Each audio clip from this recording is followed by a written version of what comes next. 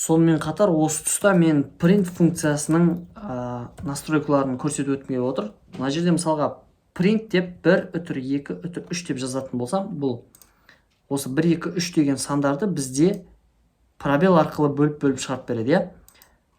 Мысалға астына тағы да print 4 үтір 5 үтір 6 деп жазып кетейік. Бізде осы жерде sep және end деген қосымша көмекшілер бар, иә.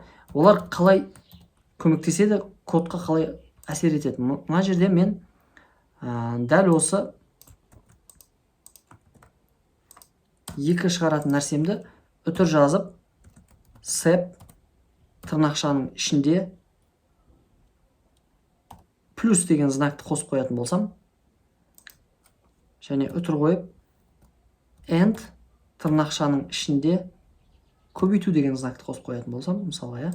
И мына жерде тура солай sep тырнақшаның ішіне бұл жерде минус қояйын,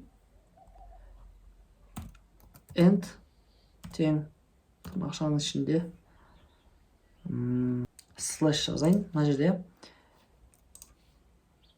Енді запуск басатын болсақ, бізде шығарылған нәтиже қандай? Мына бірінші, екінші print 1 2 3 4 5 6 print арқылы, пробел арқылы бөліп шығарып берді. Ал бізде мына үшінші тұрған print функциясының шығарған нәтижесі қалай? Міне 1 2 3 деген біздің сандарымыз тұр, және sep деген жерде көрсеткен менің қосу деген символым арасына жазылып кетті, дұрыс па? Sep деген бізде көмекші, ағылшын тіліндегі separate деген сөзден қысқартылған, яғни арасын ажыратқанда ажырату белгісі ретінде қосуды көрсетіп қой деген сөз. Яғни бізде мына шығатын объектілердің арасына, шығатын сандардың арасына плюс деген символдарды қойып қойған, иә.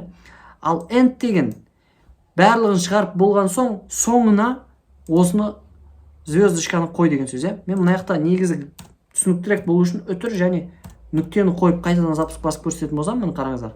1 2 3 араларына үтір, мына seптің ішінде мен көрсеткен символ арқылы ажыратылған аралар, иә. Және ең соңында нүкте қойылған, мына жерде.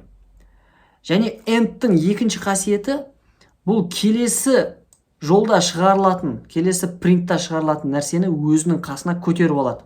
Мына print қарасақ жанына шығып кеткен, бұл бөлек шығу керек еді ғой, иә. Сол жанына көтеріліп кеткен. Және бұл жерде seптің ішінде көрсетілгендей мына сызық минус символы 4 5 6-ның арасында тұр. Егер мен мына sepті алып тастайтын болсам, тек endті қалдыратын болсам, запуск басқанда қараңыздар. 4 5 6-ның арасында ештеңе жоқ, пробел арқылы по умолчанию обычно пробелдармен бөлім шығарылады, ғой. Сол пробел арқылы бөлім шығарылған, ал end болса, соңында слэшті қой, барлығын шығарып болғаннан кейін ең соңында слэшті қой деген команда, міне слэш қойылып тұр. Және бұл өзінің жанына мына пустой print бір жаңа жолды создать етеді, міне соны жанына көтеріп алған. Келесі бұдан кейінгі printті қарайтын болсақ, 5 үтір 9 деп шығаратын болсам, мысалға 5 үтір 9 астына шыққан.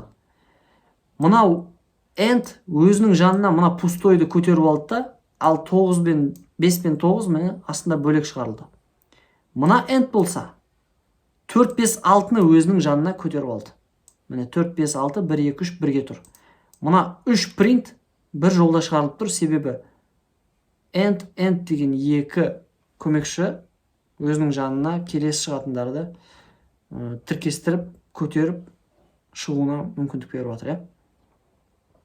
Бұл нәрселер бізде циклдармен жұмыс істеген кезде өте қажетті. Мысалға for I in range 1-ден 10-ға дейінгі сандарды шығару керек болатын болса, бізге print I десем болады да мен.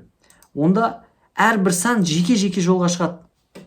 Мына жерде қарасақ, мына 0 1 2 3 4 5 деп 9-ға дейін бүкіл сандар жеке жолда шыққан, иә. Мен осының ішіне end деп қосатын болсам, және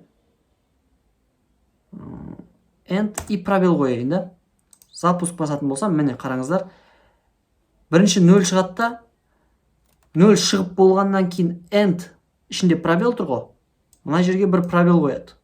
Сөйтеді да келесі жолда шығатын бірді өзінің жанына көтеріп алады. Яғни AND екі операцияны орындайды, екі амалды орындайды бізге.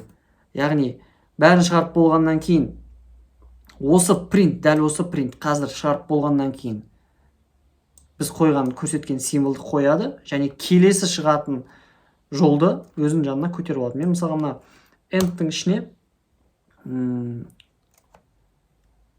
жұлдыз деген символды қояйын. Сонда 0-ден бастап мынау 9-ға дейінгі сандар және әрқайсысының артында жұлдыз символы тұрады. Өйткені мен әр жол шығып біткеннен кейін жұлдыз символ қойып шық деп айттым,